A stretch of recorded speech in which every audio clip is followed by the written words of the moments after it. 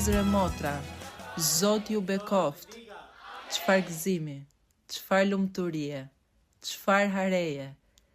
Zoti pas kaq shumë vitesh u kujtua sot për Portugalin. Lavdi Zotit ton, lavdi Perëndis.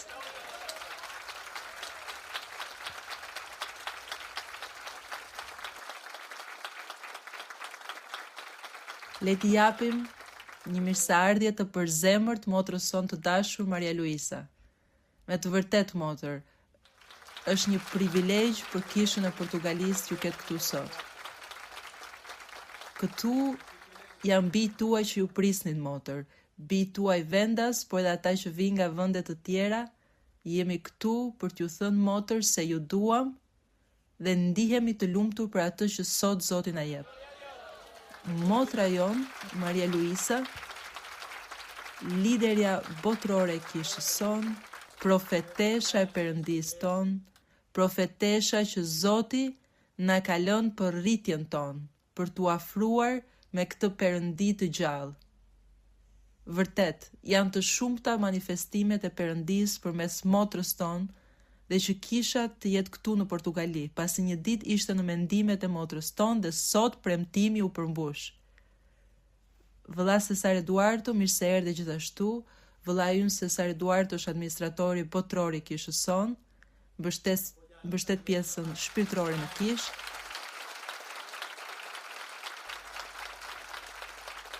Dhe gjithashtu Partinë Politike Mira, që është një shtys për ne.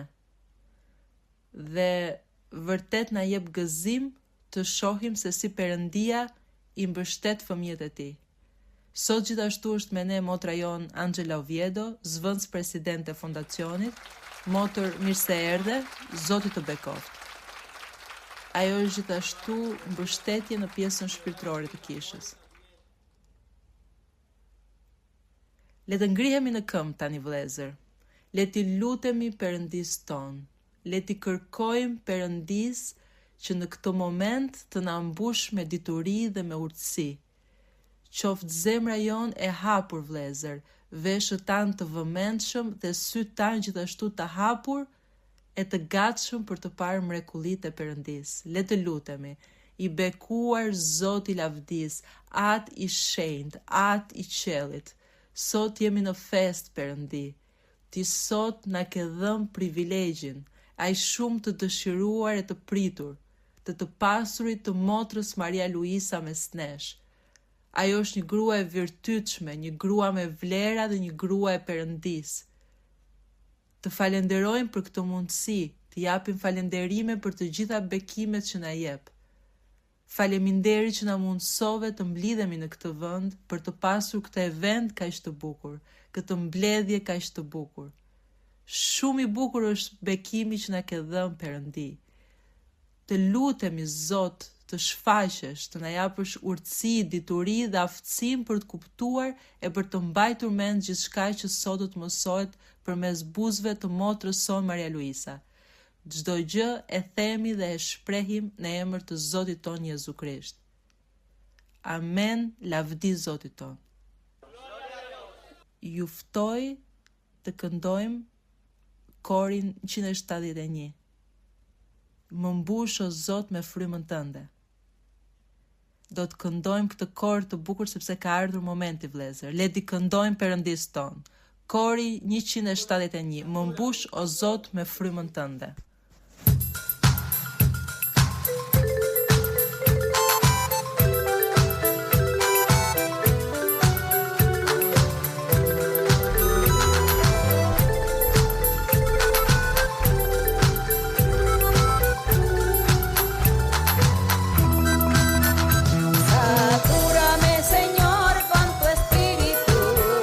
Satúrame, Señor, con tu espíritu.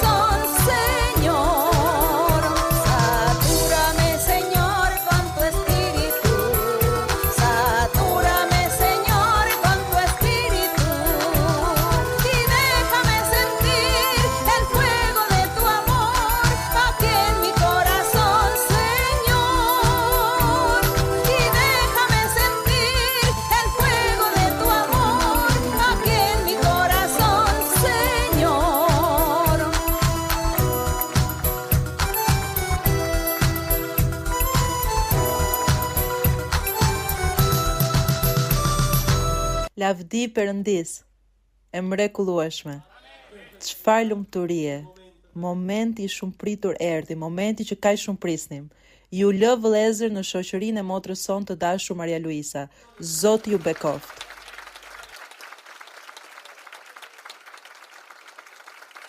Zoti im ju bekoft në këtë ditë kaq të veçantë për të gjithë ne, sepse jemi mbledhur këtu si kisha e Zotit.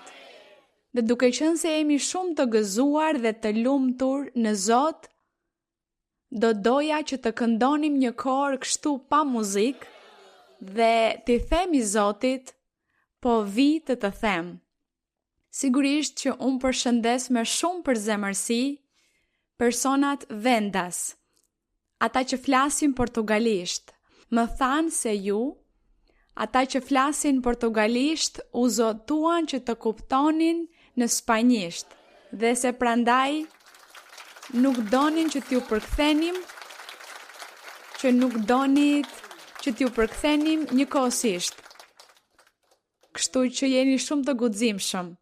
Jeni shumë të guximshëm që mundoheni të kuptoni një gjuhë tjetër që nuk është e juaja.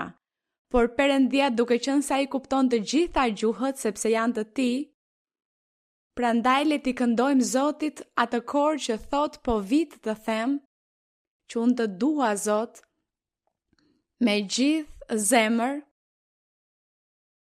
që qajmë nga gëzimi dhe që qajmë nga lumturia e madhe e të pasurit atë Perëndi të plot fuqishëm, atë Perëndi që bëri qiejt dhe tokën. Prandaj kështu vëllezrit dhe motrat që flasin spanjisht, që flasin spanjishtën amerikane, sepse ka dhe spanjishte amerikane, spanjishte e Spanjës, spanjishtja e Afrikës, ka disa vende ku flasin spanjisht dhe secili ka spanjishtën e vet, por me disa fjalë të ndryshme. Por mirë, ne këtu në Zot ne mësojmë dhe arrim të kuptohemi. Kështu që do të këndojmë dhe vëllezërit dhe motrat të më shoqërojnë atë që e din këtë kor në spanjishtën amerikane. Dhe do t'i këndojmë Perëndis me gjithë zemrën tonë. Te vengo a decir, oh mi Salvador, que yo te amo a ti, que yo te amo a ti con el corazón. Te vengo a decir toda la verdad. Yo te amo, Señor, te quiero, Señor, con el corazón. Yo quiero cantar de gozo y de paz. Yo quiero llorar de felicidad. Te vengo a decir toda la verdad. Yo te amo, Señor, te quiero, Señor, con el corazón. Dhe kështu është, lavdi Perëndis ton, mund të uleni, ne e duam atë Perëndi që bëri qiejt dhe tokën. Ky është Perëndia që ne po predikojmë. Ungjilli që po predikojmë i Perëndisë së qiellit, Zoti të qiejve dhe tokës, Zot i universit. Dhe falenderoj Zotin sepse sot jemi këtu në praninë e Perëndis duke vazhduar këtë punë. Unë shkrova një libër që në shqip quhet Përjetime. Nuk e di se si tjetë titulli vallë në portugalisht, Përjetime, po ashtu. Dhe nuk e di nëse tani më është në gjuhën portugalishte. Akoma jo? Po? Virtualisht më thonë. Për personat vendas të rinj, që me siguri nuk kanë pasur mundësin të lexojnë, aty tregohet historia se si filloi kisha e Zotit ministrore Jezu Krishtit ndërkombëtare. Aty tregohet një histori shumë e bukur se si Zoti, kur unë isha afërsisht në një moshë rreth 7-8 vjeç, Zoti më dha një ëndër. Unë nuk e dija se ekzistonin besimet fetare. Për mua besimi i vetëm që ekzistonte në atë kohë ishte feja katolike romake.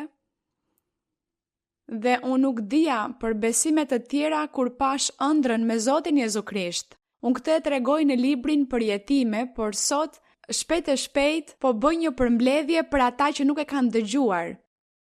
Dhe Zoti Jezu Krisht, unë pash në ëndër sikur ishte fundi i botës dhe se Zoti Jezu Krisht ishte aty, duke dërguar shpirtrat, qenjet, çdo person e dërgonte, disa i dërgonte në ferr dhe të tjerë në qell. Dhe unë isha aty, unë isha e vetmja e mbijetuar që ishte aty duke e parë dhe pjesa tjetër ishin të gjithë shija trupa të vdekur, ashtu si një formë piramide. Dhe atëherë Zoti më tha që ta ndihmoja, më tha, më ndihmo të zgjedh shpirtrat për mbretërinë. Dhe unë duke qenë fëmijë, duke mos kuptuar, megjithatë në ëndër Perëndia më lejoi që unë ta kuptoja atë mesazhin ose fjalorin e tij shpirtëror. Dhe kur ai më tha ta ndihmoja të zgjidhja shpirtrat për mbretërinë, unë u zotova me të, pranova, dhe unë kujtoj se fillova t'i dërgoja të gjithë shpirtrat në qell. Unë nuk dërgoja asnjë në ferr, por të gjithë në qell që Zoti mos e vinte re. Dhe kjo ishte ëndra dhe unë u zgjova dhe ajo ëndër mbeti në zemrën time, mbeti në mendimet e mia, në qenjen time, kur nuk e harrova atë ëndër. Dhe më vonë kaluan vitet, në periudhën e adoleshencës time, Perëndia lejoi që unë të njihja një besim ungjillor, dhe ishte atëherë kur unë për herë të parë njoha dhe mësova për Biblën, dhe njoha atë që ishte bashkëshorti im, babai i fëmijëve të mi, dhe ai ishte pastori një kishe ungjillore. Atëherë ai më propozoi martesë, unë duke qenë shumë e re, u martuam, por ai më nxiti që të lexoja Biblën dhe më nguliti faktin se duhet të kërkoheshin dhuntit frymërore, gjë që nuk e bënin në asnjë kishë tjetër, në asnjë grup ungjillor, sepse ka shumë grupe ungjillore, dhe ata lexojnë Biblën dhe këndojnë po ashtu, por nuk shqetësohen për të kërkuar atë që është shpirtërore, dhuntit. Dhe ai ma nguliti këtë, atëherë unë fillova të lexoja Biblën dhe lexoja vazhdimisht her pas here, gjithmonë deri në ditën e sotme ende lexoj Biblën, filloj dhe përfundoj dhe pastaj kthehem dhe e bëj përsëri, deri në ditën e sotme e bëj këtë, sepse çdo herë që e bëj gjej gjëra të reja. Kështu që Zoti, kur unë fillova të kuptoja për dhuntit frymërore, për faktin se duhej të thellohesha në rrugën e Perëndisë dhe të mos e interpretoja Biblën fjalë për fjalë, siç rrëfehen gjërat, sepse Bibla rrëfen diçka dhe njerëzit e marrin si një histori, si një tregim ose si një rrëfim, kështu e interpretojnë, dhe Bibla duhet interpretuar në kuptim shpirtëror, simbolik ose metaforik ose retorik, me të gjitha figurat retorike që ekzistojnë. Kështu interpretohet Bibla. Unë fillova të lexoja dhe të kuptoja shumë gjëra dhe të dashurohesha me Perëndin, dhe që nga ajo kohë dhe deri më sot jam shumë e dashuruar me Zotin dhe kam ecur përpara dhe këtu jam. Mora dhuntit frymërore.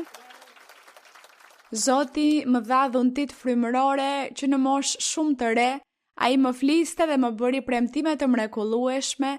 Zoti më thoshte se në të ardhmen, më thoshte ti do t'jesh mësuese, ti do t'jesh profetesh, më thoshte Zoti në periudhën e adoleshencës time, siç po ju thoja, kur Zoti më dha gjërat shpirtërore dhuntit, ai më bëri shumë premtime për të ardhmen. Dhe një natë ishim duke u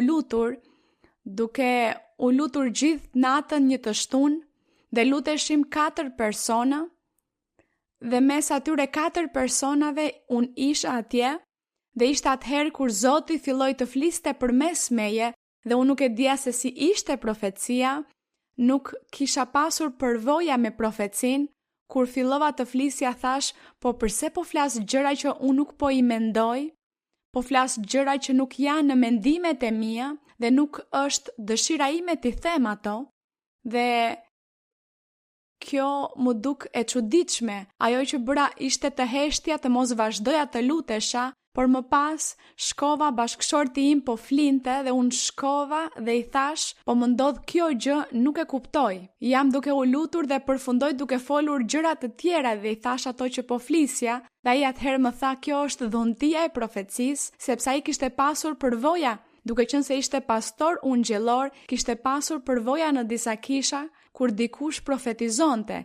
Kishte persona që profetizonin, por pastorët apo drejtuesit nuk ua lejonin dhe ndalonin besimtarët të flisnin në gjuhë të tjera dhe të profetizonin. Dhe gjithashtu u ndalonin që të mos tregonin ëndra dhe vegime. Kështu që bashkëshorti im vllai Luis Moreno, ai e kuptonte se për çfarë bëhej fjalë dhe ma shpjegoi, më tha kjo është dhuntia e profecisë. Dhe unë thash mirë sa e bukur është dhuntia e profecisë, por unë mendova se kishte qenë vetëm për një moment të caktuar që kisha pasur atë përvojë, dhe mirë, vazhduam të luteshim, pasi ai na e shpjegoi, vazhduam të luteshim dhe mendova se kur më nuk do ta kisha atë përvojë, se kishte qenë diçka e shkurtër, diçka e shpejtë. Dhe jo, nuk ishte kështu. Kur filluam të luteshim, pasi ai na shpjegoi rreth 1 orë në Korintas.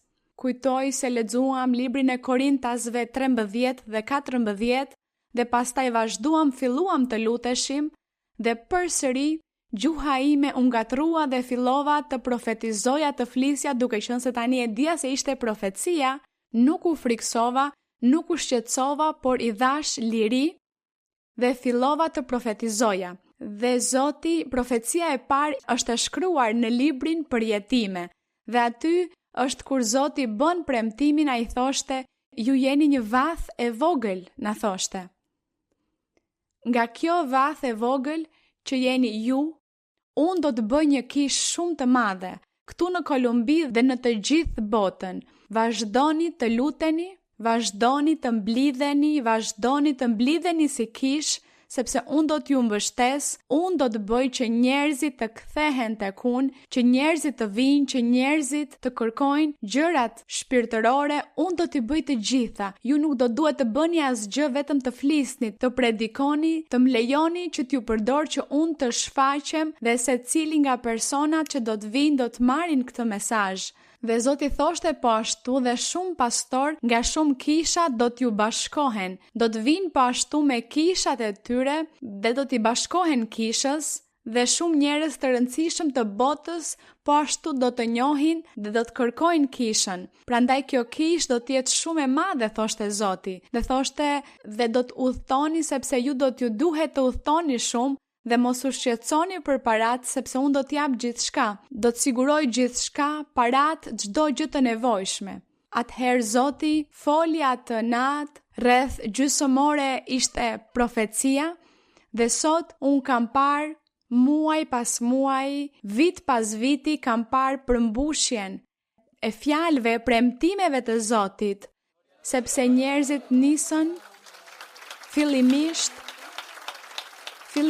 kur Zoti tani më kishte dhënë dhuntinë e profecisë, ai më dërgonte në shtëpitë, te familjet, te njerëzit që unë i njihja nga ata që ishin ungjëllor dhe te miqësitë e mia, më thoshte shko tek familja Rodriguez, shko tek familja Juarez, shko tek familja X, shko atje sepse atje ka njerëz dhe jepu mesazhin. Dhe unë shkoja dhe i vizitoja personat dhe u thoja, Perëndia më ka dhënë dhuntin e profecisë, nuk u mësoja shumë sepse nuk e kuptoja shumë. Perëndia më ka dhënë dhuntin e profecisë dhe ka një mesazh për ju. Atëherë unë lutesha dhe Perëndia u fliste dhe në këtë mënyrë njerëzit filluan të bashkoheshin me ne dhe filluan të na shoqëronin në lutjet që bënim të shtunave gjatë natës.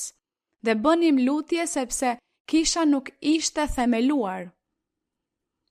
Bashkëshorti im kishte dhënë dorëheqjen nga të qenurit pastor i kishës ku ai punonte dhe ai dha dorëheqjen pikërisht për shkak të doktrinës, sepse ai shihte se doktrina që praktikohej nuk ishte ashtu siç thoshte Bibla në librin e Korintasve, nuk kërkonin gjërat shpirtërore dhe Zoti po ashtu në atë mesazh thoshte se kishte shumë kisha, shumë njerëz që thoshin se ishin të krishterë dhe se lexonin Biblën, por ata nuk kërkonin gjërat shpirtërore, por ishin materialist. Dhe se duke qenë se ne po kërkonim gjërat shpirtërore, prandaj ai do të na jepte gjërat shpirtërore. Dhe në atë kohë kishte shumë kisha dhe predikues dhe shumë pastor të famshëm, dhe unë i flisja Zotit për ata pastori, përmendja emrat e tyre, i thoja Zot, po pse thua ti se ata njerëz nuk kanë asgjë të nden? Nëse ata nuk kanë asgjë nga ty, atëherë pse nuk u jep ti? I thoja unë Zotit. Atëherë Zoti më thoshte, unë nuk u jap asgjë sepse ata nuk shqetësohen dhe nuk u intereson. Atyre nuk u intereson të kenë gjërat shpirtërore. Ata kërkojnë gjërat materiale. Ata nuk janë të sinqert, prandaj unë nuk u jap asgjë, thoshte Zoti. Dhe unë i thoja Zot, por unë besoj se në ndonjë vend të botës duhet të ketë ndonjë grup të vogël që të kërkojnë ty dhe që janë të sinqert. Dhe Zoti thoshte, nuk ka. Në asnjë vend të botës nuk është dikush që më kërkon mua. Dhe unë thoja Zot, unë nuk mund ta besoj këtë, i thoja unë Zotit, nuk mund ta besoj. Dhe Zoti më thoshte, një ditë do të bindesh ti vetë. Dhe ju tregoj vëllezër dhe motra se kështu ka qenë. Kështu ka ndodhur sepse unë kam pasur mundësinë të kem pranë meje dhe të flas me njerëz nga të gjitha besimet fetare, me judenj që kanë ardhur në kishë dhe kanë dëgjuar profeci dhe ata thonë, në kishën tonë këto gjëra nuk shihen, atje Perëndia nuk shfaqet, Perëndia nuk flet. Këtë e kanë thënë judenjt që kanë marrë profeci. Thonë Perëndia është këtu me ju. Në kishën time nuk janë këto gjëra. Kanë ardhur musliman, kanë dëgjuar profeci dhe thonë Perëndia është me ju. Atje në kishën time, në besimin tim fetar, Perëndia nuk shfaqet. Kanë ardhur njerëz nga Azia, nga Japonia, nga shumë vende, me besimin e tyre fetar, me besimet e tyre dhe thonë, atje në vendin ton, në besimin ton, Perëndia nuk shfaqet, Perëndia është me ju. Dhe kështu ka qenë me të gjitha kishat e krishterë. Dhe me shumë grupime, si dëshmitarët e Jehovait, ka të tjerë që lexojnë Biblën dhe që thonë se e kanë gjetur Biblën diku në një mal. Mormonët, faleminderit. Mormonët kanë ardhur në kishën tonë, disa kanë qëndruar, të tjerë thonë, këtu është Perëndia, por në kishën tonë nuk i kemi këto gjëra, ato që ju përjetoni nuk i kemi. Dhe dëshmitarët e Jehovait po ashtu kanë ardhur, disa kanë qëndruar me ne dhe thonë, atje në kishën time kur nuk shihej kjo gjë që Perëndia të fliste ose që Perëndia të shfaqej. Sigurisht edhe të gjithë adventistët, ata që mbajnë ditën e shtunë, dhe të gjithë ata persona nga të gjitha besimet fetare që kanë ardhur, që kanë gëzuar profecin, kanë pranuar se në besimin e tyre fetar dhe në kishat e tyre kur Perëndia nuk shfaqet ashtu siç po shfaqet me ne. Kështu që Perëndia më bindi atëherë kur ai më tha ti do të bindesh vetë dhe do të bindesh për atë që po të them, se unë nuk po shfaqem në botë në asnjë besim fetar, sepse ata nuk kërkojnë gjërat shpirtërore, sepse kërkojnë gjërat materiale dhe mua më kanë nënvlerësuar. Atëherë kjo më bën të ndihem kaq krenare për Zotin, saqë unë falenderoj Perëndin çdo ditë. Falenderoj Perëndin që na ka zgjedhur, që na ka parë atje në atë cep të vogël të botës. Mirë, një vend në zhvillim, si e ka quajtur bota, si që e klasifikon, por atje Perëndia vendosi shikimin e tij dhe kështu ka qenë vëllezër dhe motra, sepse një grup i vogël në çdo shtet, edhe sikur të jetë një grup i vogël, aty janë ato zemra. 20 zemra ose 30 zemra në ndonjë vend të largët, dhe janë aty duke adhuruar Perëndin, duke njohur Perëndin e vërtet, dhe po përmbushet njëkohësisht fjala, premtimi i Zotit. Dhe kështu Perëndia e ka mbështetur këtë vepër që tani më ka pak a shumë rreth 57 vite që nga fillimi, që nga koha kur Perëndia filloi të fliste për herë të parë, dhe shohim përmbushjen, mbështetjen që Perëndia na jep, dhe gjëja më e bukur po ashtu, në disa kisha, në kisha ka konflikte dhe ka ndarje, dhe njerëzit ose grupet ndonjëherë ndahen për çahen sepse janë të pakënaqur me pastorët ose me drejtuesit e tyre dhe ndahen dhe shkojnë dhe formojnë një kishë tjetër dhe i vendosin një emër zyrtar, kisha X. Pra kjo ndodh, quhen ndarjet që lindin në kishat e krishtera. Në të gjitha kishat ka pasur ndarje. Madje shohim se ka ndarje edhe midis judenjve. Në kishën katolike po ashtu ka pasur ndarje. Pra në kishat e krishtera ungjillore ka pasur shumë ndarje.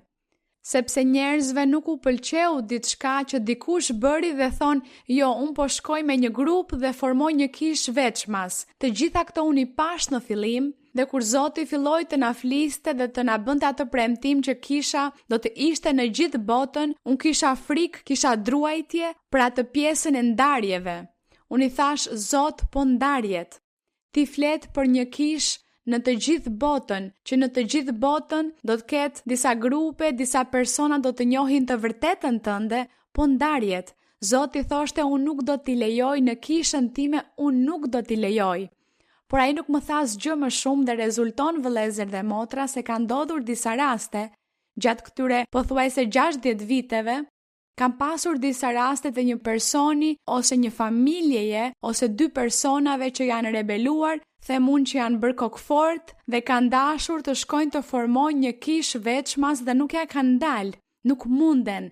Shkojnë dhe formojnë kishën dhe përpiqen të gjejnë një sallë, një vend për të mbledhur dhe askush nuk shkon. Askush nuk shkon dhe nuk përparojnë, nuk ecin përpara. Atëherë Perëndia i ndëshkon dhe me kalimin e kohës disa kthehen në kishë duke kërkuar falje. Të tjerë mbeten në botë sepse u vjen turp të vinë, por Perëndia nuk e ka lejuar këtë vëllezër dhe motra. Kështu që Zoti më bëri të kuptoj dhe më mësoi se kjo ndodhte sepse ai nuk i mbështeste, se në kishë ekziston çdo gjë, gjithçka që Perëndia bën prej mbështetjes së Perëndisë. Perëndia mbështet.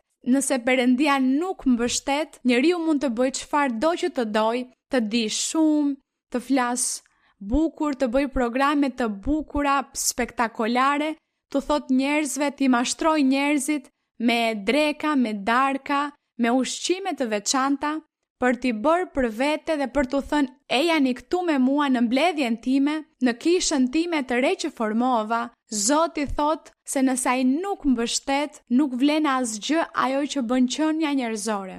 Kështu që Zoti ka thënë se kjo kishë është e Zotit dhe është e mbështetur nga Perëndia ynë.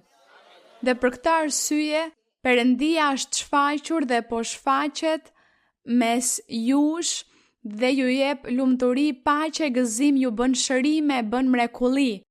Zoti ka bërë shumë mrekulli në jetën tona. Zoti ka ringjallur të vdekur tani më. Zoti ka ngritur njerëz që ishin në karrige me rrota të shtrirë, ka ngritur, i ka shëruar.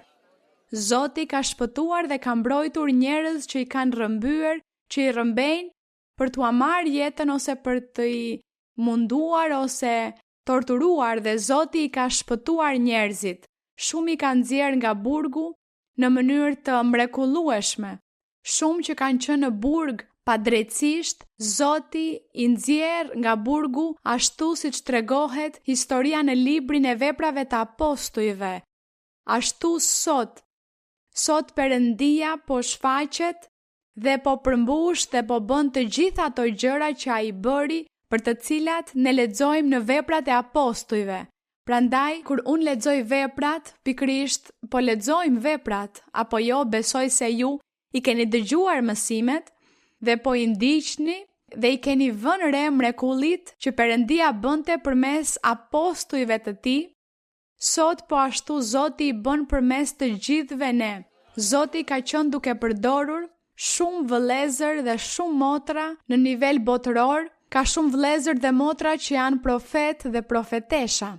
Mua nuk e di pse më vën më shumë në dukje se të tjerët, po mirë.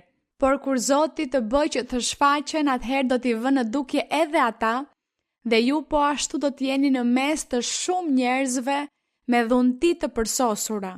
Dhe Perëndia duke vepruar dhe duke bërë mrekulli, ne nuk kemi asnjë arsye për të pasur zili kishën primitive, kishën apostolike, kur apostujt, kur Pali dhe Pietri dhe Gjoni filluan, nuk kemi asnjë arsye për t'i pasur zili, sepse sot Perëndia ka bërë gjëra më të mëdha se sa ato që bëri atëherë nga ato që lexojmë në librin e veprave të apostujve. Kështu që Zoti ka qenë këtu me kishën e tij. Dhe për këtë arsye, ju e dini se disa lidera fetar pas pandemisë, sepse gjatë pandemisë shumë kisha u mbyllën, shumë kisha ungjillore u mbyllën, madje edhe kisha katolike u mbyllën po ashtu, dhe ne vazhduam përpara dhe Perëndia na përkrahu, dhe të gjithë ata njerëz që nga katolikët romak, apostolik dhe të gjithë ata të krishterë që lexojnë Biblën, ata u ushqyen nga mësimet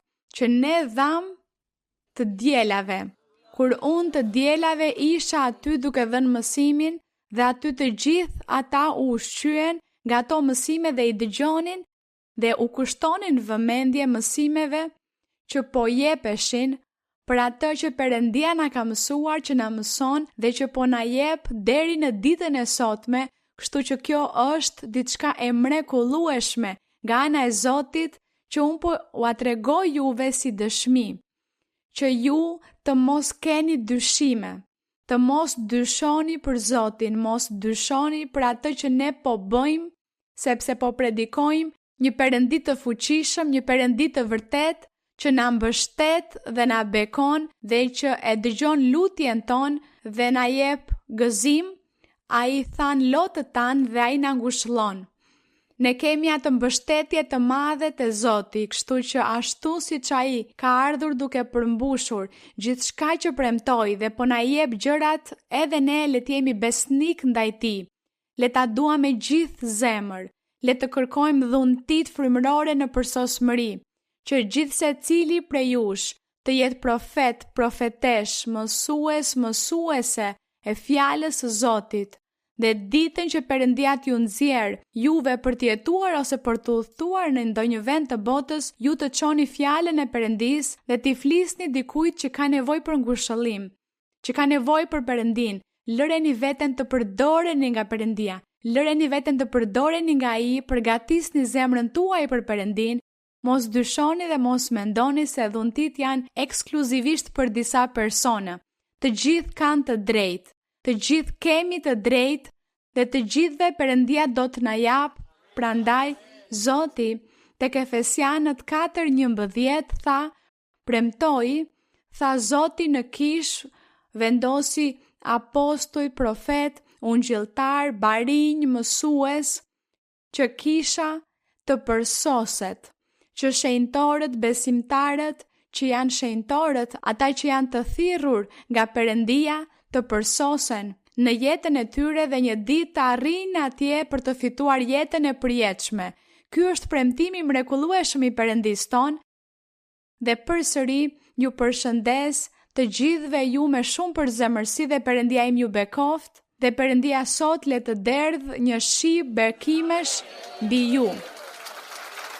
Kështu që do të lexoja diçka në Bibël, por tani nuk ka kohë. Nuk ka kohë ose e lexoj por shpejt e shpejt pa shpjeguar. Le të lexojmë në librin e Efesianëve 4:11 që të kujtojmë premtimet që Perëndia ynë na bëri. Na bëri dhe që po i përmbush në ditën e sotme Efesianëve 4:11, që është ajo që më pëlqen të lexoj gjithmonë. Nuk e di nëse ju tani më gjetët Efesianët 4:11, kur thot këtu, mirë, unë do të lexoj nga vargu i parë shpejt e shpejt, thot apostulli, unë pra i burgosuri për Zotin, ju bëj thirrje që të ecni denjësisht ndaj thirrjes që u thirrët me gjithë përullsinë e zemërbutësinë, me zemër gjerësi duke e duruar njëri tjetrin në dashuri, duke u përpjekur ose duke qenë të kujdesshëm që të ruani unitetin e frymës në lidhjen e paqes. Dhe thot, fryma e Perëndis, uniteti është, vargu 4, nëse doni të më ndihmoni të lexoni vargun 4,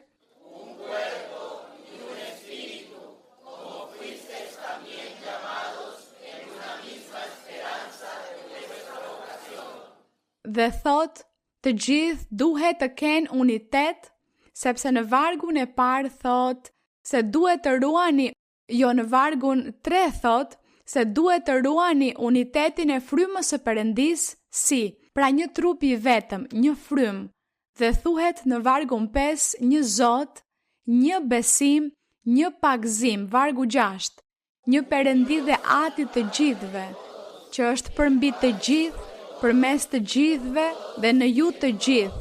Dhe në vargu 11 thot se vetë Zoti, a i dha disa si apostoj, të tjerë si profet, të tjerë si ungjilltar, të tjerë si barinj e mësues. Për çfarë? Thot, për ndrejqjen e shenjtorëve ose të besimtarve, për veprën e shërbimit, cili është shërbimi, predikimi i ungjillit të vërtetë të Jezu Krishtit, dhe për ndërtimin e trupit të Krishtit që është kisha e Zotit. Dhe ajo duhet të ndërtohet me dhuntit frymërore, me unitetin e frymës, një Perëndi, një Atë, një Zot, një besim, një pagëzim dhe të gjithë ne një në Zot. Ashtu siç është një kor që thot ne jemi një në Krisht. Lavdia dhe nderi qofshin për Perëndin ton. Dhe kështu me gëzim në zemrat tona le të fillojmë pyetjet këtë pasdite në këtë ditë, pyetje. Motër, është një bekim i madh për mua të jem sot para jush. Tema kryesore e pyetjes time është zelli për gjërat e Perëndis. Në Ungjillin sipas Gjonit lexojmë se kur Zoti Jezu Krisht erdhi dhe ata po shisnin në tempull, ata bëj përmbledhje motra apo ta lexojmë? Po, bëje përmbledhjen sepse vëllezërit të gjithë e kanë lexuar atë pasazh. Okej. Pra, ata po e përdornin tempullin si vend për të shitur. Ishin duke shitur aty, duke shitur produktet e tyre në hyrje të tempullit. Ësakt. Atëherë pyetja ime motër lidhet me xhelozinë që Perëndia ka për atë që është e tij. Pyetja ime shkon motër, le të themi se Perëndia bën që fjala e tij të respektohet. Vepra e tij, gjërat e tij, ai bën që të respektohen. Për shembull, nëse Perëndia thërret një person dhe i thot, ty të kam zgjedhur, të kam thirrur për mbretërinë time, për shërbimin tim, do të të përdor, do të bekoj dhe do të të mbështes në jetën tënde, dhe pastaj vjen një person tjetër dhe i thot, ti je një gënjeshtar, ti je i shtirur, po thua gënjeshtra, atëherë ne po hedhim poshtë, po përçmojmë fjalën e Perëndis. Dhe Perëndia inatoset dhe ai ndëshkon për këtë, sepse Zoti thot se xhelozia për veprën e tij, për fjalën e tij, kjo është ajo që Perëndia ndëshkon kur njerëzit nuk e vlerësojnë, nuk e respektojnë fjalën e Zotit. Kjo është xhelozia për gjërat e Zotit dhe kjo është ajo që po ndodhte. Shitësit ishin në hyrje të tempullit, në atë kohë në Jeruzalem. Zoti bënte që tempulli të respektohej, sepse ende Zoti nuk ishte vdekur, nuk ishte ringjallur, dhe për këtë arsye ai bënte që tempulli të respektohej. Pasi Zoti u flijua, vdiq dhe u ringjall, Zoti la mësimin se ai tempull më nuk ishte i vlefshëm, sepse nga aty e tutje tempulli që do të ishte i vlefshëm ishte zemra e burrave dhe grave të kthyer në ungjillin e Krishtit. Ata do të formonin tempullin e Zotit, por ndërkohë duke qenë se Zoti Jezu Krisht nuk ishte përmbushur ende punën e tij, projektin që ai kishte të shpëtimit, ai bënte të respektohej ai tempull dhe për këtë arsye Zoti i ndëshkoi shitësit. Po, pyetja ime motër, për zellin. Po, pyetja ime është më shumë mbi zellin për gjërat e Perëndisë. Që ku kam ardhur në Europë, vëre se njerëzit këtu janë ateistë, dhe në shumë raste ju na keni mësuar se duhet jemi të kujdesshëm dhe të tregojmë respekt ndaj Perëndisë. Por nuk e di se në çfarë rastesh. Për zellin, ju thoni se në cilin moment ne vëmë në praktik të pasurit zell për gjërat e Perëndisë. Sigurisht, po. Pasi kur dëgjoj fyerje ndaj Perëndisë, për mua është shumë e dhimbshme. Por në shumë raste mund të qëllosh në një tavolinë pune duke ndarë me njerëz të tjerë dhe njeriu hesht që të mos bjerë në tallje, por nuk di nëse në atë rast po i pëlqej Perëndisë sepse po ruaj maturinë dhe nuk po them asgjë apo diçka ndryshe. Le të themi nëse ju jeni në një mbledhje, në një tavolinë pune, mirë, unë do t'ju tregoj diçka që unë kam përjetuar.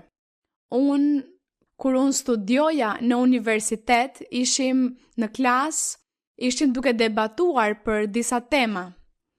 Të gjithë studentët ishin ulur aty duke debatuar për temat dhe midis atyre temave, një student nuk ishte profesori apo profesorja, por një nga studentët tha, ai Jezusi atje, ai Jezu Krishti atje nuk e di se çfarë tha, dhe e trajtoi sikur të ishte një njerëz si gjithë të tjerët. Këtë shprehu ai student. Unë pata zell për gjërat e Zotit dhe i thash nëse ju nuk besoni në Perëndi, mos besoni, por më bëj një nder dhe respektoje Zotin Jezu Krisht dhe mos u shprehni kështu për të, aq më pak përpara meje sepse nuk jam dakord. Kështu i thash. Kështu që unë nuk po mendoja të isha e matur. Por me njëherë i thash ati, ju nuk besoni, e respektoj faktin që nuk besoni, por për para meje nuk do të flisni kështu, sepse atë duhet ta respektojmë, sepse ai është Perëndi dhe duhet respektuar. Kështu i thash. Aty nuk kishte maturi, por mbrojtje të çështjes së Zotit. Po, sigurisht, po të kishte qenë profesori apo profesorja që do të fliste për këtë temë, unë do të kisha heshtur, nuk do të kisha thënë as po as jo, dhe nëse do të më pyeste, do t'i thoja, unë nuk ndaj të njëjtin mendim, thjesht këtë do t'i kisha thënë, për respektin e të qenurit profesori apo profesorja. Por duke qenë se ishte një student, pash se nuk ishte nevojshme të tregoja kaq shumë maturi dhe se duhej ta mësoja sepse ai më kishte thënë se ishte katolik romak apo apostolik, kështu që nëse është katolik romak, pse ta trajtoj Zotin në këtë mënyrë? Prandaj veprova në atë formë, në atë mënyrë, e tregoj këtë që të mësojmë mënyrën se si njeriu duhet të sillet me urtësi në momentin e duhur. Po, kështu që po motër, kjo është. Dhe ashtu si ju jeni e rrethuar nga njerëz ateist që nuk besojnë në Perëndi, por kur ata t'ju drejtohen për të folur keq për Perëndin, ju qortojini, mos pranoni dhe jepjuni dëshmi.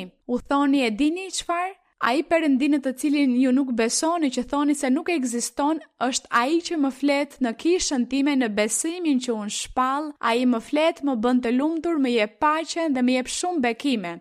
Dhe dini që ky qenie duhet respektuar, sepse ai ndëshkon ashpër njerëzit që janë kokfort, njerëzit që thonë se ai nuk ekziston, ai është shumë i rrept dhe ndaj tij duhet të kemi druajtje dhe respekt. Dhe në këtë mënyrë, në mënyrë indirekte, ju po e ungjillzoni.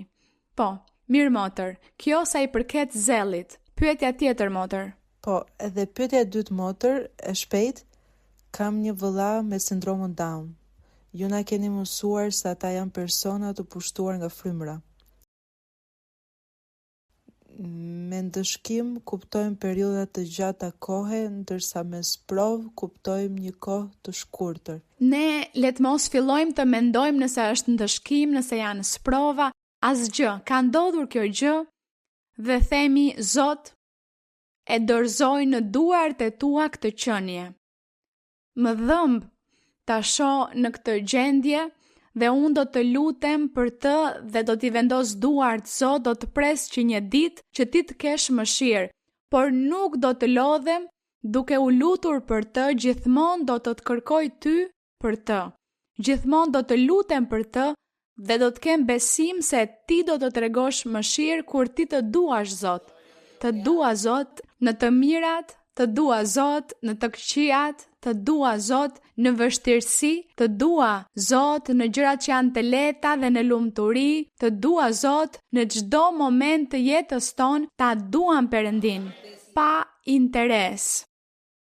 Dhe të dorëzohemi për të pranuar vështirësitë ose ditët e këqija që na paraqiten, sepse dim se atje në jetën e përjetshme do të kemi një shpërblim shumë të madh dhe me të vërtet në këtë jetë nuk ja vlen të ulem të vuaj dhe të mos e kërkoj Perëndin vetëm për shkak të vuajtjes, për shkak të përndjekjes, por një ditë Perëndia do të na shpërblej për shkak të gëzimit të zemrës sonë ose optimizmit që ne kemi kur mendojmë t'i pëlqejmë Perëndis gjithmonë në çdo moment të jetës tonë, të mirë apo të keq. Kjo është ajo që Perëndia do të shpërblej dhe ai mund të na shpërblej edhe në këtë jetë. Po, por le të presim po ashtu shpërblimin në jetën e përjetshme. Kjo është pra motër. Prandaj mos u shqetësoni për familjarin tuaj, i vendosni duart dhe vendosni besimin tuaj te Perëndia, sepse ai do të ketë mëshirë ditën që më pak e prisni. Po, vazhdojmë. Motër, mirë ditëm, mirë se vini në Portugali. Pyetja ime motër bazohet në Korintasit e parë, kapitulli i 13, e se cila, siç e dini, flet për gjithë temën e dashurisë. Për ta bërë pak më të shkurtër, më falni motër. Pra libri i parë i Korintasve 13. Për ta bërë pak më të shkurtër, kapitulli flet për temën e dashurisë, më që nëse nuk kemi dashuri, nuk kemi asgjë, edhe nëse kemi gjuhë, edhe nëse kemi profeci, dhe pyetja ime është motër. Dhe a e di motra çfarë është dashuria? Po, mos të mëkatojmë. Le të themi të mos i bësh keq të afërmit, të mos i bësh keq askujt, asnjë qenjeje. Çdo qenie njerëzore, jo unë, është i afërmi im, dhe të mos i bësh keq, të mos i shkaktosh dëm. Kjo është dashuria. Por gjithashtu thuhet se duhet ta duam Perëndin dhe ai që do Perëndin po ashtu përmbush të gjitha urdhërimet dhe nuk praktikon mëkatin, pra kjo është dashuria.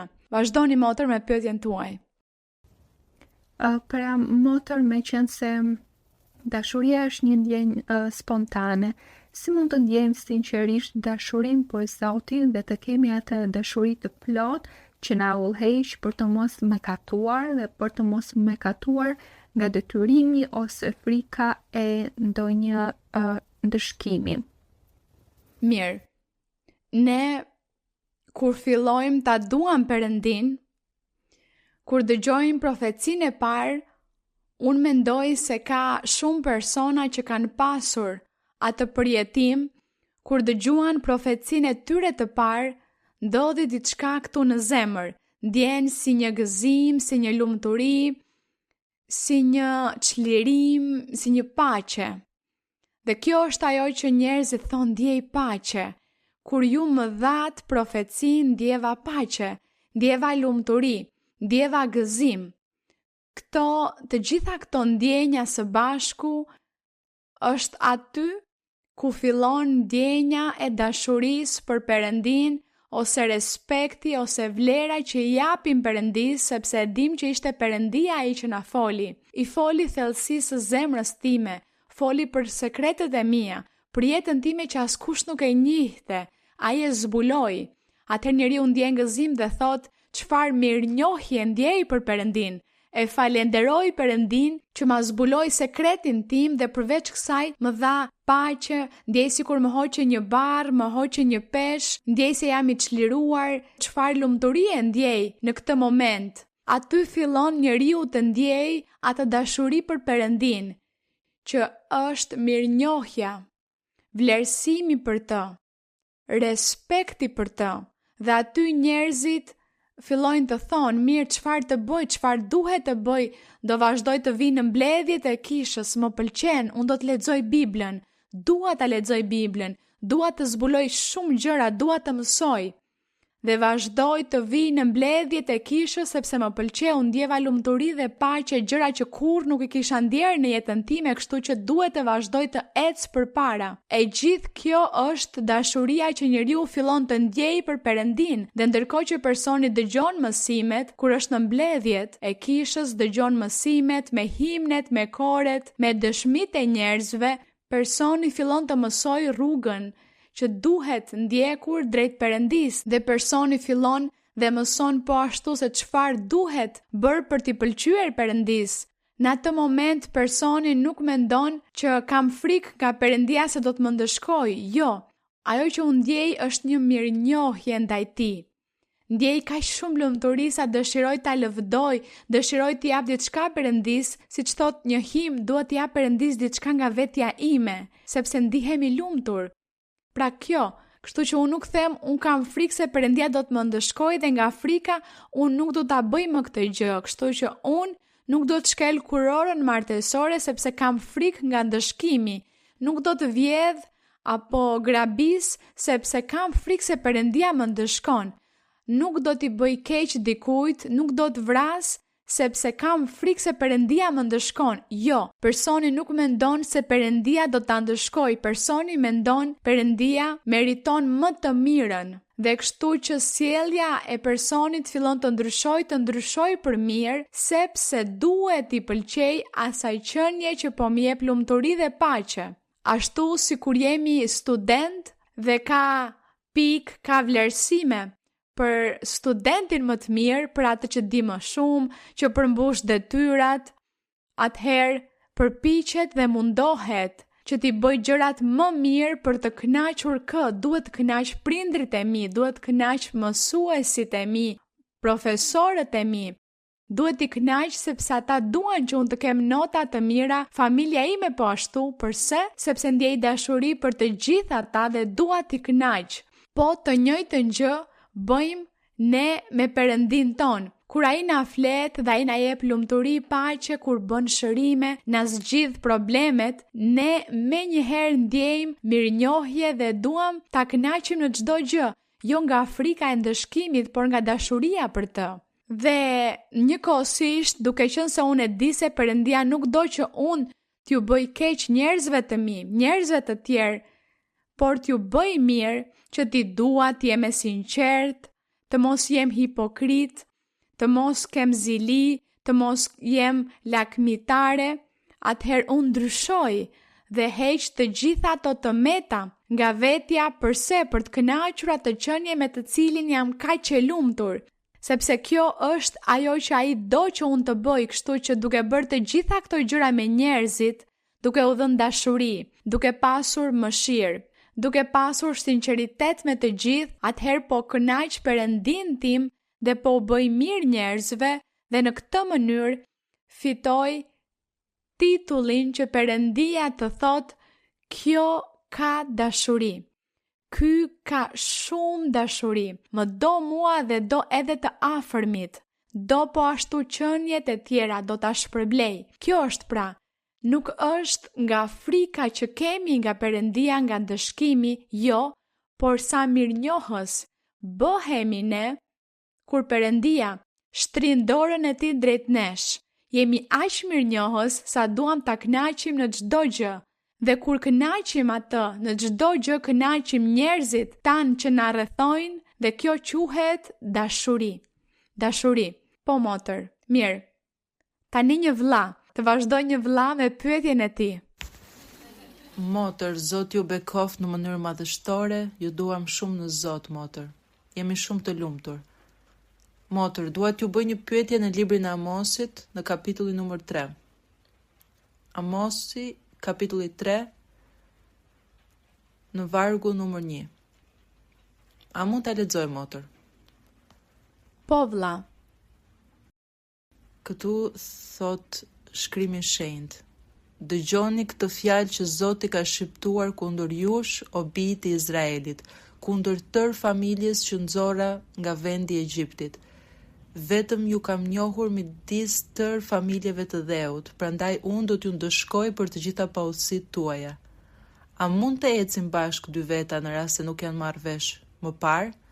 Dhe vargu 7 thot motër, sepse Zoti nuk bën asgjë pa ua treguar sekretin e tij shërbëtorëve të tij profetëve. Luani vrumbulloi, kush nuk do të ketë frikë? Zoti foli, kush nuk do të profetizoj? Dhe kjo motër, kjo pyetje lidhet me atë gjë kaq të bukur që ju na e thoshnit pak më parë, në fillim të kultit, kur përmendët veprën e frymës së shenjtë përmes thirrjes që ju është bërë juve, dhe gjithashtu shumë burrave dhe grave të tjerë, motër. Ashtu siç e shprehnit ju, duke thënë ndonjëherë ju flisni për mua, por nuk përmendni shumë njerëz, shumë burra apo gra që Perëndia i ka ngritur në mes këtij globi toksor për t'i përdorur fuqimisht.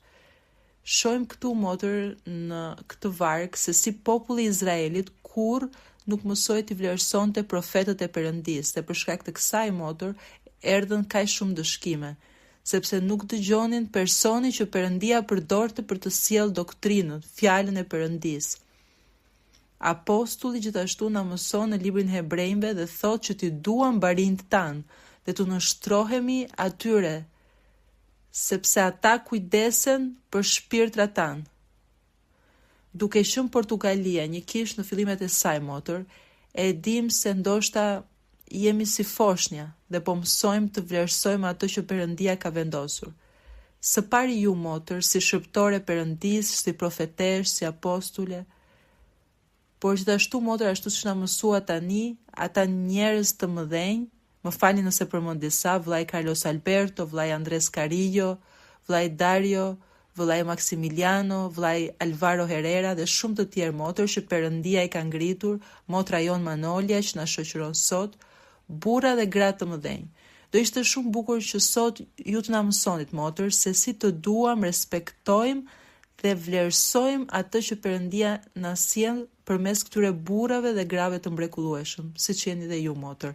Perëndia ju bekoft në mënyrë madhështore. Ju po lexoni dhe thuhet këtu në librin e Amosit se nuk respektoheshin dhe nuk vlerësoheshin profetët, dhe ashtu ishte. Populli i lashtë i Izraelit, po flasim për popullin e Izraelit të kohërave të lashta në të kaluarën, ata nuk vlerësuan profetët që Perëndia u dërgoi për të profetizuar që të ecnin në rrugën e duhur, që të bënin vullnetin e Perëndisë, të ruanin urdhërimet, të përmbushnin çdo gjë, ligjin që Perëndia t'i bekonte. Ata nuk i vlerësuan, ishin të ashpër, rebel. Por ne shohim se fal Zotit ton Jezu Krisht, tani në Ungjil, gjithashtu këtu janë premtimet e profetëve të lashtë ku thonë se në të ardhmen apo në ditët e fundit Perëndia do të shfaqet midis popullit të tij, mes njerëzve të tij, dhe të gjithëve do t'ju jap, sepse të gjithë do të jenë mbretër dhe priftrinj, dhe të gjithë do të jenë profet dhe do të jenë mësues.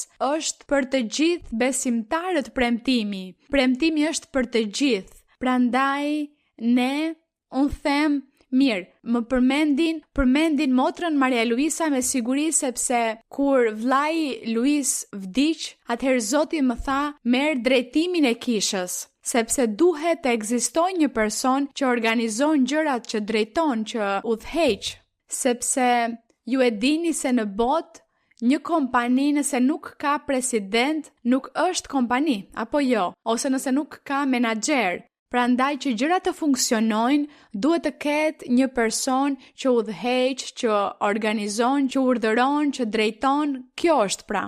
Në botë ekziston kjo.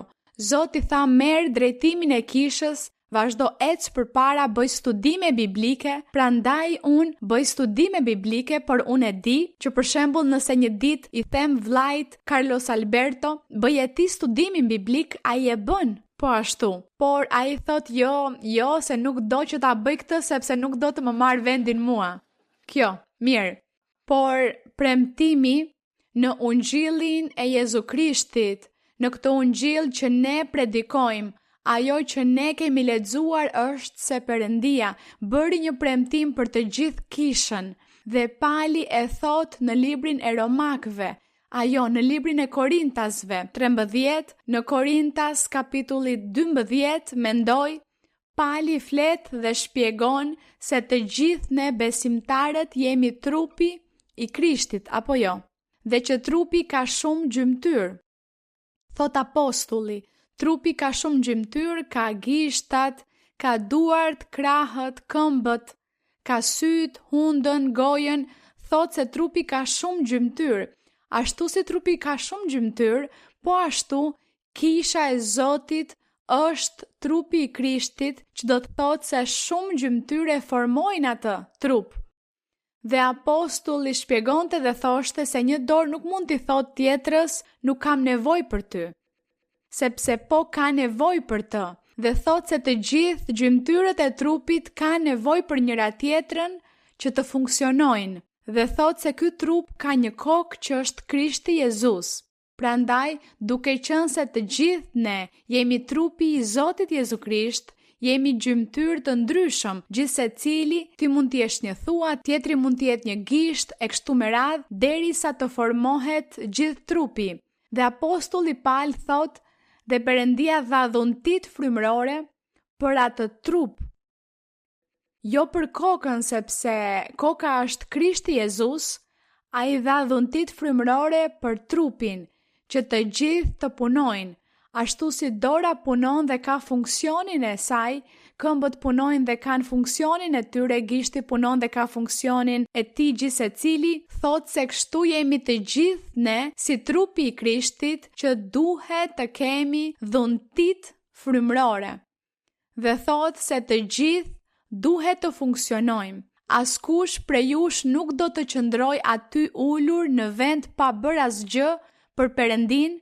Jo, secili ka një dhunti, një thirrje, një punë për të bërë përpara Zotit, sepse ti je pjesë e trupit të Krishtit. Prandaj dhuntit frymërore janë premtimi që Perëndia bëri për të gjithë. Prandaj them, në kishë dhe në kisha tona, në mbledhjet e kishës, Zoti gjithmonë do të ngrej, ka ngritur tani më, po ngre dhe do të ngrej profet, profetesha, mësues, mësuese, ungjilltar, burra dhe gra, pastor, pastore, dhe të gjithsecili do të kryej punën e tij, funksionin e tij. Ju kur i flisni fëmijët tuaj ose familjes tuaj, ju po predikoni, po ungjillzoni. Perëndia po ju mbështet ju, dhe atëherë ju po bëni një punë për Perëndin, sepse jeni trupi, sepse ju jeni një gjymtyr e trupit të Krishtit. Kështu që lexoni përsëri librin e parë të Korintasve kapitulli 12 dhe do të shihni se aty do të mësoni. Lexoni nga kapitulli 10 dhe ju do të shihni se ju jeni një person i dobishëm dhe i rëndësishëm për Perëndin. Dhe Perëndia ju ka sjell për t'ju dhënë po ashtu dhuntit. Thot apostulli Paul, thot jo të gjithë do të kenë dhuntin e profecisë, jo të gjithë do të kenë dhuntin e të folurit në gjuhë të tjera, jo të gjithë do të jenë profet, jo të gjithë do të jenë ungjilltar, por po do të ketë shumë, dhe të gjithë së bashku do të formojnë trupin e Krishtit Jezus.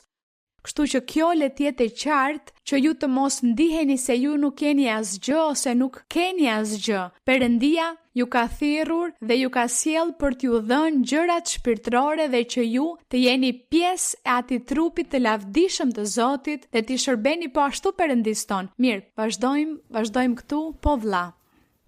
Berdita Motër, pranoni përshëndetje të ngrohta nga vepra Alvor Portimao.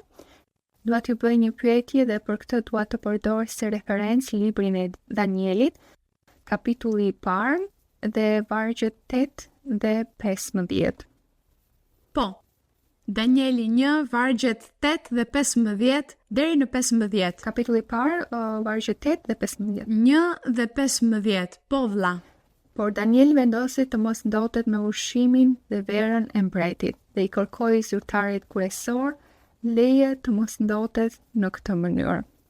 Dhe në vargun e 15, në fund të 10 ditëve, pamja e tyre ishte më e mirë dhe më e fortë se ajo e të gjithë të rinjve që ëngrën ushqimin e mbretit.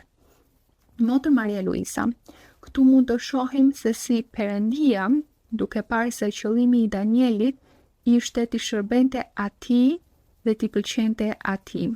Nuk lejoi që ushqimi të kishte një efekt negativ tek ai. Përkundrazi, ai dukej më mirë se të tjerat. Motër, dikur na mësove se kujdeseshe shumë për shëndetin tënd, veçanërisht përmes dietës tënde, sepse gjithmonë dëshiron të jesh 100% fizikisht në formë për të kryer veprën tënde të bukur të shërbimit dhe për t'i shërbyer Perëndisë. Ai na mësoi gjithashtu se në ditët e sotme djalli përdor ushqimin për t'i sëmurë njerëzit. Pyetja ime është, deri në çfarë mase jemi ne përgjegjës për të kujdesur për shëndetin tonë nëpërmjet zakoneve të mira, të ngrënit të ushtrimeve fizike në botën e sotme, ku ignoranca, disinformimi, burimet e kufizuara ekonomike, shqetësimet, mungesa e kohës dhe madje edhe vetë sistemet qeveritare i ndisin popullatën në zakone të këqija që ndikojnë drejt për drejt në shëndetin e tyre.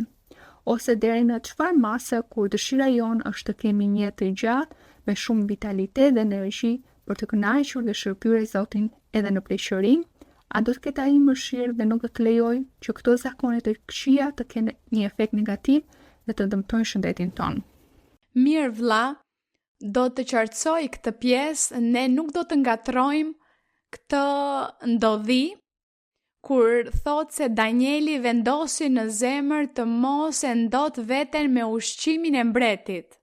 Ai tha se ai do të hante vetëm perime dhe thot pastaj se kishte mishin më të plot. Nuk do të themi se ishte nga ushqimi. Çfarë bëri efekt te Danieli që të kishte mishin më të plot dhe pamje më të bukur se të tjerët? Ishte ushqimi apo mbështetja e Perëndisë ndaj vendimit që ai mori? Sepse Danieli mori një vendim për të mos u ndotur, e dini pse ishte ndotja?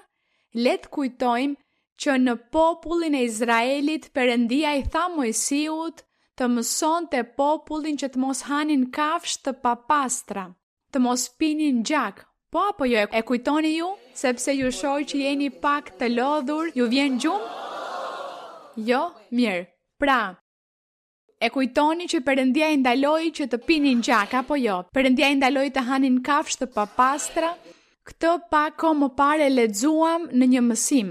Pra, kafshët e papastra ishin si derri, që nuk duhej të hahej, shqiponja, struci, peshqit, që nuk ishin lus pa mirë. Një numër kafshësh që janë aty për të cilat Perëndia tha mos hani nga këto kafsh, kush? Populli i Izraelit. Mos pini gjak, populli i Izraelit. Ndodhi që mbreti i Babilonis, ata hanin kafshë të papastra dhe ata pinin gjak. Kështu që Danieli nuk mund të ndotej me ushqimin sepse do të hante kafshë të papastra dhe po ashtu do të pinte gjak me të cilin përgatiteshin ushqimet, dhe ai për të kënaqur Perëndin vendosi të hante perime. E dini pse përdori perimet? Sepse perimet nuk përzihen me kafsh. Me kafsh për t'i përzier, perimet për shembull sallata, spinaçi, rokula, janë gjethe që kur përgatiten nuk përgatiten me mish, me pul ose me peshk, me kafsh, por përgatiten më njanë, perimet. Kështu që Danieli tha ushqimi i vetëm që nuk do t'jeti ndotur me kafsh të papastra ose me gjak janë perimet, dhe unë do të kërkoj që të më japin ushqime perimet për ushqim. Kështu që Perëndia e shpërbleu, tha, duke qenë se ai dëshiron të më kënaq mua, dëshiron të bindet urdhërimeve të mia, unë do ta kujdes, do ta mbroj dhe do të bëj që ato perimet i bëjnë shumë mirë në organizëm dhe të ketë pamje të plot me ngjyrë të mirë, të dukej mirë dhe shumë i fortë. Kjo ishte ajo që bëri Zoti, e shpërbleu, e mbështeti, por jo sepse ushqimi kishte efekt, perimet dhe gjërat e tjera, por për të mos u ndotur nga kafshët e papastra. Kjo ishte ajo që ndodhi me Danielin. Në ditët e sotme, shkenca ka përparuar shumë dhe po studion ushqimet, po studion organizmin e njerëzve, se cili person ka një organizm, një metabolizëm të ndryshëm dhe sigurisht ndoshta një person i bën dëm të pi qumësh, tjetrit nuk i bën keq, të pi qumësh, një tjetri i bën dëm të haj oriz, tjetrit i bën dëm të haj patate, një tjetri i bën keq, mirë, të haj madje mish, ose ushqim deti, ose shpendët i bëjnë keq. Pra çdo organizëm ka një metabolizëm të ndryshëm dhe mjekët po studiojnë organizmin e personave, bëjnë ekzaminime dhe analiza dhe thotë ju nuk duhet të hani kërpudha, nuk e di si i quajnë, ju mos konsumoni produkte që kanë laktoz quhet, mos i hani sepse ju bëjnë keq, ju mos hani ushqim deti sepse ju bën keq, ju mos hani këtë gjë. Kjo është ajo që sot ne shohim me shkencën, me mjekët, kur dikush shkon tek mjeku. Pra thon, trupi, organizmi yt nuk të pranon këtë dhe atë ushqim, sepse do të çndoshin dhe do të sëmurin. Mirë, ma hoqën këtë, atëherë nuk do mund ta ha këtë sepse më bën keq. Por një personi tjetër nuk i bën keq, ai mund ta hajë dhe mund ta pi. Ky është metabolizmi i organizmit. Kjo është ajo që ne sot shohim sepse shkenca i ka zbuluar dhe ushqimet në ditën e sotme janë më të kontaminuara sepse toka nuk prodhon më si në të kaluarën, kur toka prodhonte sepse Perëndia e bekonte tokën ku mbillnin. Në ditët e sotme duhet të përdoren pesticide dhe nuk e di se çfarë lloji tjetër që të mos prishen ushqimet që mbillen, që korren, sepse tani më po ashtu nuk kanë më të njëjtat vitamina. Në të kaluarën atë kohën e Danielit, ushqimet ishin ende plot me vitamina dhe njerëzit ishin të fortë dhe mund të hanin. Sot ushqimet po përkeqësohen sepse toka që e prodhon nuk ka më forcë që të jap ushqime të mira. Të gjitha këto ndikojnë. Prandaj mjekët po punojnë sepse Perëndia u lejon, sepse Perëndia thot që do të rrisë shkencën dhe njohurinë. Prandaj sot ne shohim këto teori për ato që i quajnë dieta ushqimore apo jo. Dietat, un jam në dietë, ha këtë gjë dhe atë gjë tjetër jo, një tjetër thot un mund ta ha këtë por atë gjë tjetër jo dhe kështu kjo është ajo që ndodh. Ka njerëz që gjithashtu u bëjnë keq të hanë perime, njoh persona që hanë perime dhe u fryhet stomaku. Të tjerë hanë diçka tjetër dhe u fryhet stomaku, pra sot nuk do të themi se ushqimi më i mirë janë perimet, ose që ushqimi më i mirë është vetëm mishi i lopës apo mishi i deles, ose që ushqimi më i mirë janë vetëm farat. Sot nuk do ta themi këtë ne, sepse kjo varet nga organizmi, nga metabolizmi dhe nga ajo që mjeku ka analizuar, mjeku specialist dhe ajo që juve ju bën mirë. Dhe duke qenë se jemi me Zotin, i kërkojmë Zotit që të na shëroj, që të shëroj organizmin ton, që të mund të ham diçka që na pëlqen dhe të mund të shijojmë po ashtu ushqimet sepse është kënaqësi të ngrënit. Kjo është një kënaqësi. Mua më pëlqen shumë ushqimi. Mirë, unë i them Zotit, Zot, mos lejo që të sëmurem nëse ha këtë gjë, sepse kjo është ajo që ndodh sot. Për shkak të mëkatit dhe të keqes, me kalimin e kohës, njerëzimi do të vuaj shumë, sepse gjithçka po përkeqësohet, kontaminimi, ndotja dhe gjithçka që parashikojnë për të ardhmen, nxehtësia se një ditë toka do të digjet për shkak të nxehtësisë së madhe, nuk e di çfarë tjetër, ndryshimet e klimës që parashikojnë shkencëtarët. Ne besojmë në Perëndi që jemi në dorën e Zotit dhe ai do të na ruaj, do të na mbrojë dhe do të na ndihmojë të ecim përpara të triumfojmë dhe të fitojmë jetën e përjetshme. 2 pyetje të fundit për sot, vllai e mbaroi pyetjen, por vlla ju a e bët pyetjen që kishit? Po? Mirë vlla. Nuk mund të lidhet kjo me atë që ndodh sot. Jo. Sepse unë jo dikoj që ha shumë salat dhe u sëmur sepse hante shumë salat. Mirë, kështu që çdo person të dëgjoj atë që mjeku i rekomandon sipas metabolizmit të tij dhe lutjuni Perëndis, sepse çfarë ndodh nëse ju pëlqejnë kaq shumë produktet e qumshtit dhe mjeku u andalon, ju i thoni Zot më ndihmo, më pëlqejnë kaq shumë, unë do të ha, le të mos më bëjnë dëm. Dhe Zoti me siguri e bën atë mrekulli. Mos ta dyshojmë këtë. 2 pyetje të fundit, një nga një motër dhe e fundit nga një vlla. Mirë motër, po. Boa tarde, irmã Maria Luísa. Seja bem-vinda a Portugal. Mirë mbroma, motër Maria Luísa, mirë se erdhët në Portugali. A minha questão é, eu prometi ser madrinha de menino na Igreja Católica. Në pyetjen që ajo bën, thot se ka premtuar të jetë kumbare e një fëmije në Kishën Katolike. A criança já faz 2 anos. Por a e bët premtimin tani që i njihni gjërat e Zotit apo përpara se të njihnit Perëndin? Antes de vir aqui à congregação. Para se të njihte kishën tonë. Ele irá ser batizado em julho e eu não quero faltar ao prometido, à promessa que eu fiz aos pais e à criança. Fëmia do pagzohet në korrik dhe ajo thot se nuk do të mos e mbaj këtë premtim që u dha prindërve, por dhe fëmijës. Unë mendoj, motër, që ti lutesh Zotit dhe ti kërkosh leje Zotit dhe ti thuash, Zot, unë e bëra këtë zotim përpara se të njihja. Më lejo vetëm sa për ta përmbushur dhe për zotimin që bëra, me atë person ta bëj këtë, për unë tani më nuk besoj në këtë gjë dhe kjo nuk është në zemrën time. Dhe të kërkoj të ma lejosh. Nëse ti nuk ma lejon, atëherë ma zbulo në ëndër. Ma zbulo ose më thuaj diçka, por nëse ti më jep leje, unë jam e vetëdijshme që kjo nuk ka asnjë vlerë përpara teje. Dhe që kjo nuk duhet bërë, por duke qenë se u dhash fjalën atyre personave, nuk do doja t'i zhgënjeja sepse u dhash fjalën, u zotova. Dhe tani nuk mund të dal nga ty, nga kjo çështje, por ti do të më ndihmosh. Kërkojani Zotit dhe do të shihni që Perëndia do t'ju ndihmoj ta zgjidhni këtë çështje. Unë do t'ju tregoj një dëshmi të shkurtër. Një herë, një motër erdhi në kish, Zoti i foli dhe ajo filloi të merrte pjesë në kish. Kishte rreth pak a shumë 4 muaj që vinte në kish dhe tani më ishte vetëdijshme që Perëndia fliste, Zoti i kishte folur, i kishte bërë premtime të bukura. Ajo po ashtu kishte vajzat e saj që studionin në një shkollë katolike murgeshash. Besoj se i njihni murgeshat në portugalisht, nuk e di.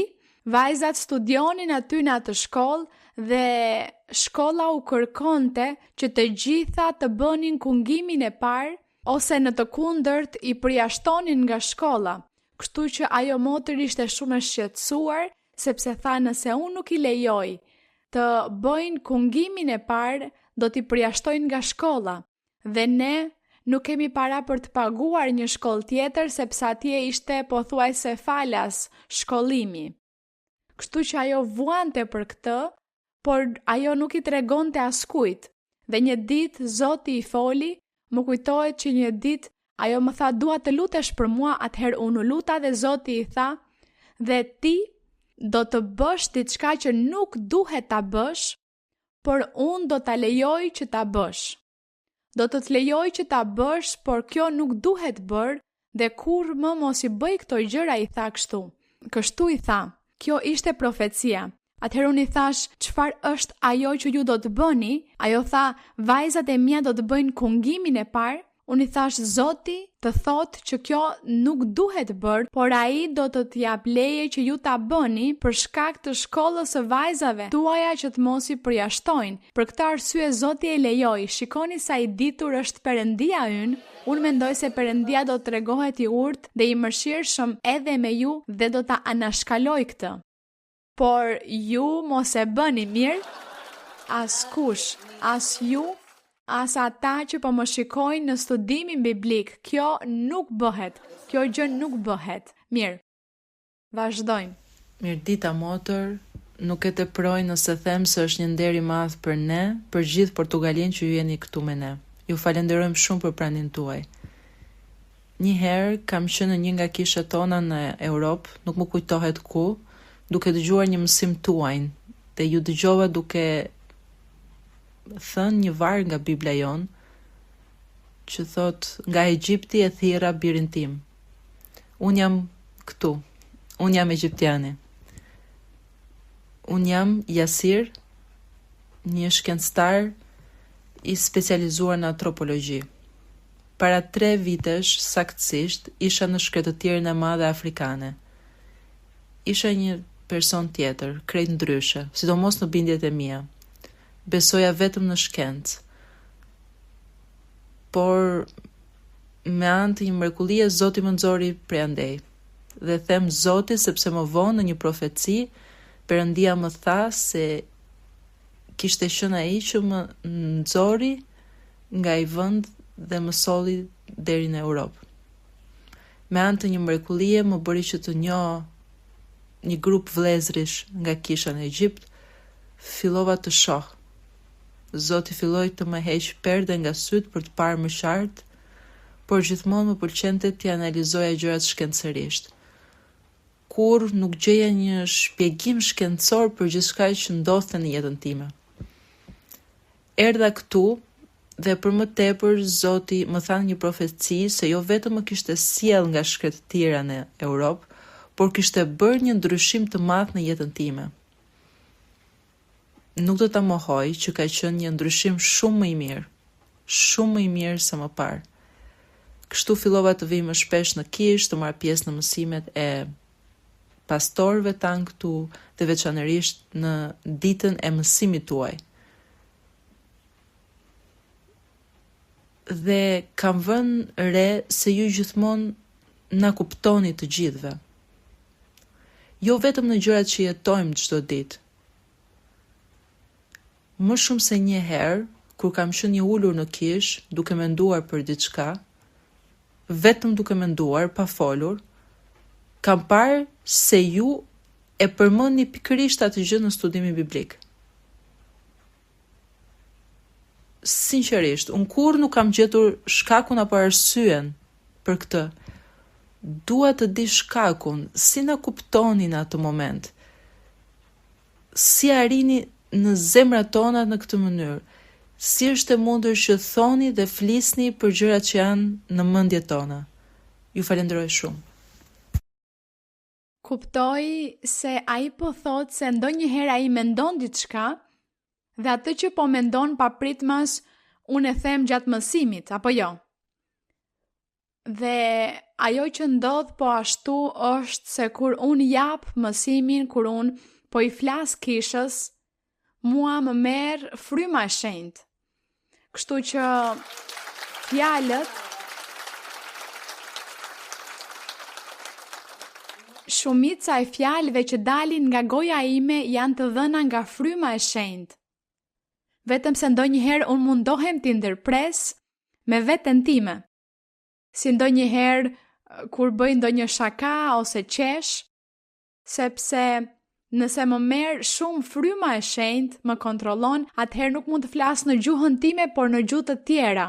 Prandaj ndonjëherë duhet të ndërpres veten, sikur të jem vetvetja.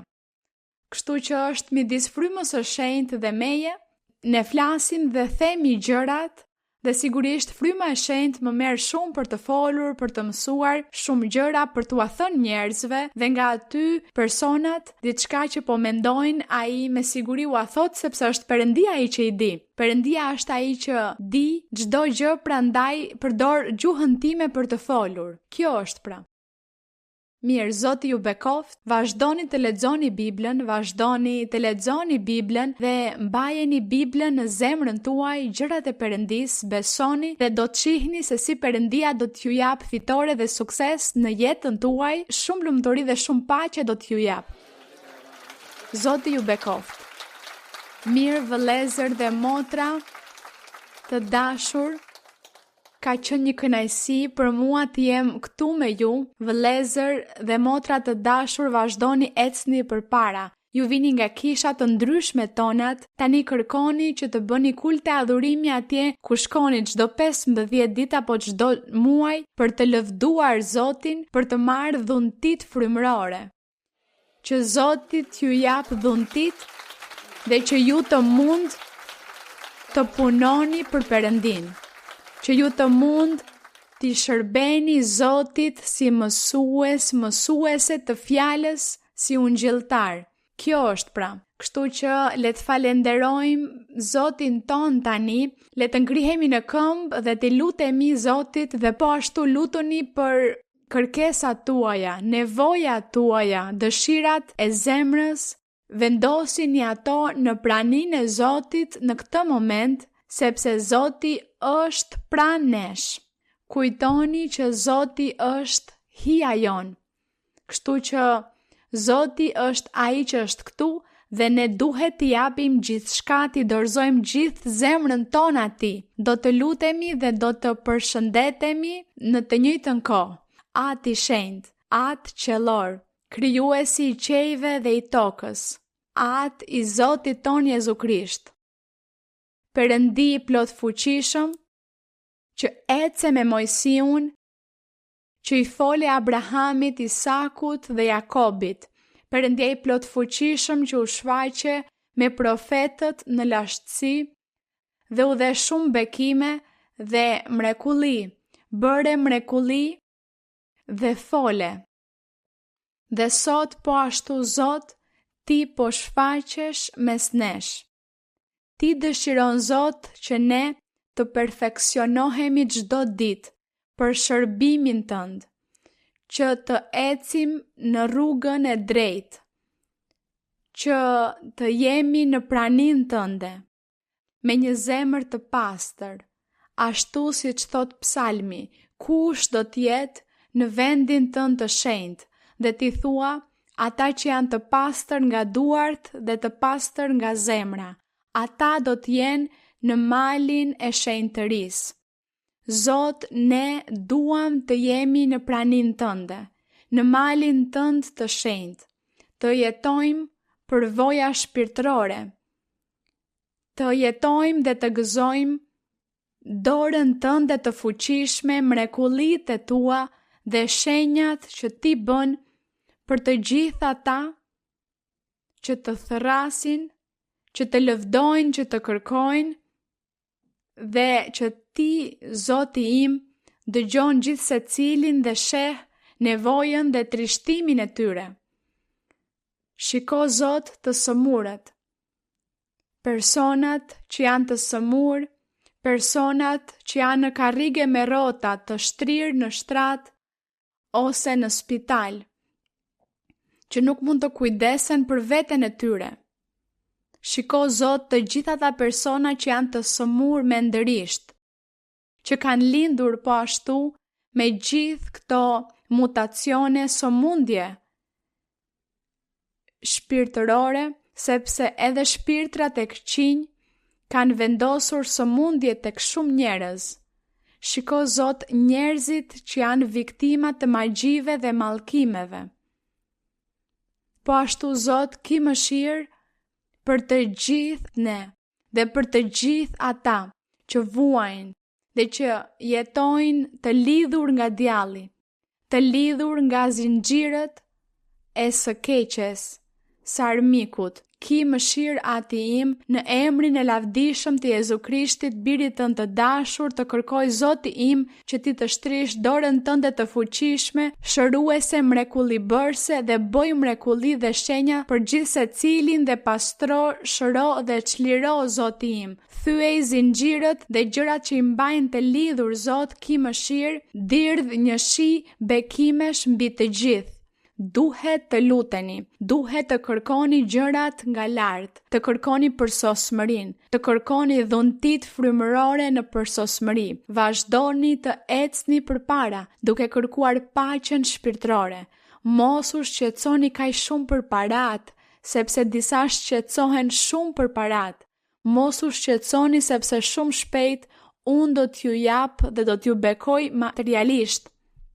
Do t'hap dyer pune, do t'ju jap para shtes disave prej jush, do të vesh shumë që enden të zhveshur shpirtërisht, do t'i vesh me rroba të reja me veshje të bardha, do ndryshoj shumë zemra, do heq gjërat që ju mbajnë të lidhur zinxhirët nga shumë prej jush, po pastroj nga magjit, po heq mallkimet, po thyej zinxhirët, po çliroj shumë prej jush, po jap gëzim dhe lumturi për shumë zemra.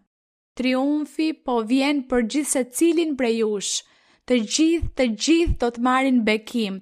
Të gjithë ata që janë këtu do të marrin një bekim të veçantë.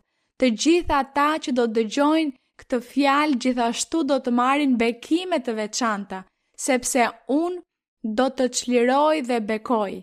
Por duhet të vazhdoni të ecni përpara dhe duhet të më kërkoni me gjithë zemër, me gjithë qenien tuaj.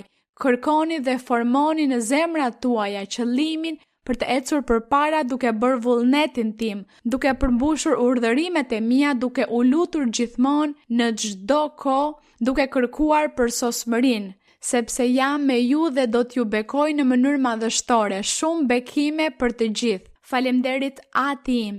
Faleminderit Atë qellor, faleminderit Atë në emrin e Jezu Krishtit, birit tënd të dashur, faleminderit Zoti dhe Perëndia im, faleminderit Mbreti im, Zoti i fuqishëm, Zoti i përjetshëm i drejtë, Zoti i zotëve, Mbreti i mbretërve i fuqishëm është Zoti, i lëvduar emri yt, i lavdishëm emri yt. Të falenderoj Ati im në emrin e lavdishëm të Krishtit Jezus, lavdi Zotit. Grande es Jehová y muy digno de ser alabado en la ciudad de nuestro Dios, en su monte santo, hermosa provincia. Es el gozo de toda la tierra, es el monte de Sión, a los lados del norte la ciudad del gran rey. Es el monte de Sión, a los lados del norte la ciudad del gran rey. Grande es Jehová, digno de ser alabado en la ciudad de nuestro Dios, en su monte santo, hermosa provincia, es el gozo de toda la tierra, es el monte de Sión, a los lados del norte la ciudad del gran rey. Es el monte de Sión, a los lados del norte la ciudad del gran rey. Lavdi të plot fuqishmit, falemderit Zot, falemderit Ati Shenjt, falemderit Zotit në emrin e Krishtit Jezus. Amen. Lavdi Perëndis ton, shumë falemderit vëllezër dhe motra, falemderit të gjithëve ju dua me gjithë zemrën time, Zoti im ju bekoft, shihemi së shpejti.